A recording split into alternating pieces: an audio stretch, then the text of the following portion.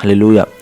దీనికి స్తోత్రం. పిల్లలు అయితే మీ అందరికీ నా వందనాలు. మరొకసారి దేవుడు గొప్ప అవకాశాన్ని ఇచ్చి మీతో ఈ యొక్క కొద్ది మాటలు చెప్పడానికి ఆయన ఇచ్చిన గొప్ప ధన్యతకే ఆయనకి మరింత కృతజ్ఞత స్తుతులు. అయితే పిల్లలు చిన్న ప్రార్థన చేసుకుని నేను చెప్పబోతున్న మాటలను ప్రారంభించాలని ఆశపడుతున్నాను. అయితే చిన్న ప్రార్థన. ప్రభువానికి స్తోత్రంలో మీకు కృప నుంచండి. నేను చెప్పబోయే మాటలేంది మీ అధికారం ఉంచి మీరే నాతో మాట్లాడమని, నీ యొక్క ఆత్మీయ శక్తిని, నీ యొక్క మహిమను నాలో ఉంచమని యేసు పరిశుద్ధ నామములో అడిగి వేడుకొనిచున్నాము తండ్రి. ఆమేన్. ప్రియులారా, నేను ఈరోజు మీతో ఒక మాట చెప్పాలని ఆశపడుతున్నాను. ఏంటి ఒక మాట అంటే, ప్రియులారా, ఈ రోజుల్లో మనం చూసినట్లయితే ఆతృత అనేది చాలా తక్కువైపోయింది. ప్రియులారా, ఎవరి మీద ఆతృత అంటే దేవుడి మీద ఆతృత అంతే చాలా తక్కువైపోయింది. మనం అసలు ఆతృత ఉన్న సేవకుని చూడలేకపోతున్నాం, ఆతృత ఉన్న భక్తులను చూడలేకపోతున్నాం దేవుడి మీద. కానీ ప్రియులారా, మనం ఎందు మీద ఆతృత చూస్తున్నాం ఒకసారి మనం పరీక్షించుకున్నట్లయితే ఈ లోక తలంపుల మీద, ఈ లోక ఆలోచనల మీద, ఈ లోక విధమైన ప్రతి పాపం ఎందు మనం ఏమి ఉంచుతున్నామంటే ఆతృతతో ఆశ కలిగి ఉంటున్నాం ప్రియులారా. కానీ ప్రియులారా, మనం ఉంచవలసింది నిజమైన ఆతృత మనం ఎక్కడ పెట్టాలి అంటే దేవుడైన నజరేయుడైన యేసుక్రీస్తు ప్రభువారి దగ్గర మన యొక్క ఆతృత చూపించాలి. ఎందుకంటే నేను ఒక ఉదాహరణ మీకు చెప్పాలని ఆశపడుతున్నాను. అది ఎవరయ్యా అంటే మనకందరికీ తెలిసిన వ్యక్తి జగ్గయ్య. ప్రియులారా, చూడండి, జగ్గయ్య దేవుని ఎరగని వ్యక్తి. కానీ జగ్గయ్యలో ఏముందంటే యేసు ఎవరో చూచుదామనే ఆ యొక్క ఆత్రత జీవితం కలిగి ఉన్నాడు, ఆ యొక్క ఆతృత అనే జీవితం కలిగి ఉన్నాడు. ప్రియులారా, చూడండి, మనము కూడా అంతే కదా. కొన్ని విషయాలను బట్టి, పాపాన్ని బట్టి, అంటే చిన్న అంటే మనకి ఇష్టం వచ్చిన వాటిలో ముందు మనం ఆతృత చూపెడుతుంటాం. సపోజ్ మనం బండి కావాలంటే మనం దాని మీద ఆతృత చూపెడుతుంటాం. మనకి సపోజ్ మనకి ఏదైనా మొబైల్ కావాలంటే దాని మీద ఆతృత చూపెడుతాం. కానీ ఇక్కడ జగ్గయ్య వాటన్నింటినీ ఆతృత చూపించి అదన్నీ వ్యర్థమని తలంచి అప్పుడు యేసు ఎవరో చూద్దామని ఈసారి ఆతృత కలిగి ఉన్నాడు అంటే ప్రియులారా, దీనికి స్తోత్రం. అయితే చూసినట్లయితే జగ్గయ్య ఇప్పుడు ఏం కలిగి ఉన్నాడంటే దేవుని ఆతృత కలిగి ఉన్నాడు. దాని మూలన ఏం చేశాడు, చెట్టు ఎక్కడ ప్రియులారా యేసు వచ్చి చూడాడని మనం అది ఎక్కడ చూస్తామంటే లోక సువార్త 19వ అధ్యాయం 1 నుంచి 10 వచనాలు మీకు చదివితే క్లారిటీగా అర్థమవుతుంది ప్రియులారా. అక్కడ అంటాడు యేసు ఎవరో చూచుదామని ఏమో ఎక్కడంటే మేడి చెట్టు ఎక్కడంటే ప్రియులారా. ఈ రోజుల్లో మనం చూసినట్లయితే యేసు ఎవరో చూచుదామని మీలో ఒక ఆతృత ఉందా ప్రియులారా?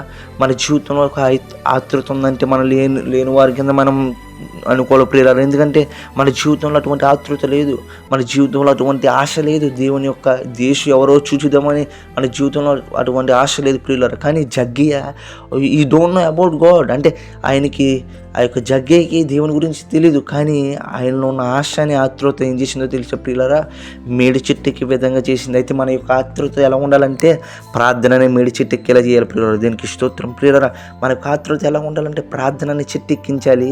మన యొక్క ఆతృత ఎలా ఉండాలంటే దేవుడు ఎవరో చూచుదామనే ఆతృత కలిగి ఉండాలి. అప్పుడు ఆతృత కలిగి ఉంటే ఏమంటారో తెలుసా, మనం ఆ యొక్క వాద్యాన్ని మీకు చదివితే క్లారిటీగా అప్పుడు అంటాడు జగ్గయ్య కిందకి రా, నేడు నీ ఇంట ఉండవలసిన అవసరం ఉంది ప్రియులారా, దీనికి స్తోత్రం. ప్రియులారా, మన జీవితంలో కూడా అంతే కదా. మనం ఒకవేళ అటువంటి ఆశ కలిగి ఉంటే, మనం ఒకవేళ అటువంటి ఆతృత కలిగి ఉంటే, ఇంతకీ జగ్గయ్య దేవుని ఎరగని వాడే జగ్గయ్య తన ఇంటికే దేవుని తెచ్చుకున్నాడు. అటువంటిది మనం దేవుని ఎరిగిన వారం కింద ఉన్నాం, దేవుని గురించి తెలిసిన వారి కింద ఉన్నాం. మరి మనంత ఆతృత కలిగి ఉండాలి ప్రియులారా. మన ఇంట్లో యేసుక్రీస్తు ప్రభు వారు ఉంటున్నారా? మన ఇంట్లో నజరేయుడైన ప్రభు ఉంటున్నాడా? మన ఇంట్లో దేవుడు ఉంటున్నాడా ప్రియులారా?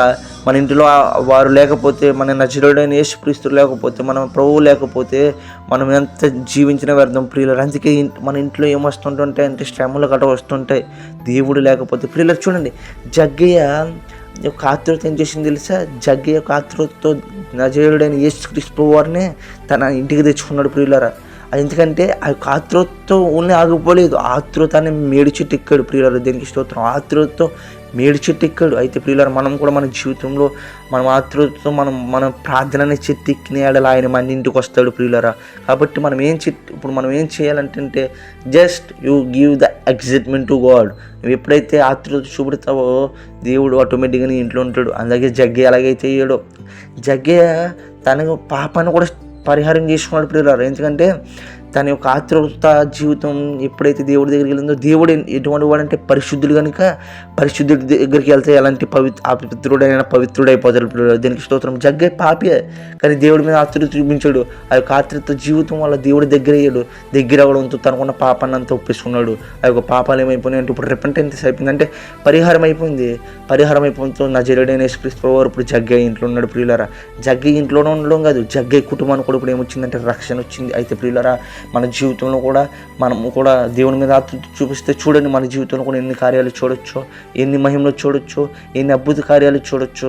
దాన్ని బట్టి మనం అర్థం చేసుకున్నాం ప్రియులారా. ఎందుకంటే క్రైస్తవులు ఇప్పుడు ఆతృత లేకుండా పోతుంది, ఆతృత భావం లేకుండా పోతుంది. అందుకే క్రైస్తవుల్లో ఇప్పుడు ఏముంటలేదంటే శరణం ఉండలేదు, ఆత్మీయ జీవితం ఉండలేదు, ఆత్మీయ సన్నిధి ఉండలేదు, ఆత్మీయ ఒక జ్ఞానం ఉండలేదు ప్రియులారా. కాబట్టి అటువంటి ఆతృత కలిగి మన ఇంటికి దేవుని తెచ్చుకుందాం, మన పాపానికి పరిహారం పొందుకుందాం, మన ఇంటికి కుటుంబానికి శాంతి తెద్దాం, రక్షణ ఇద్దాం.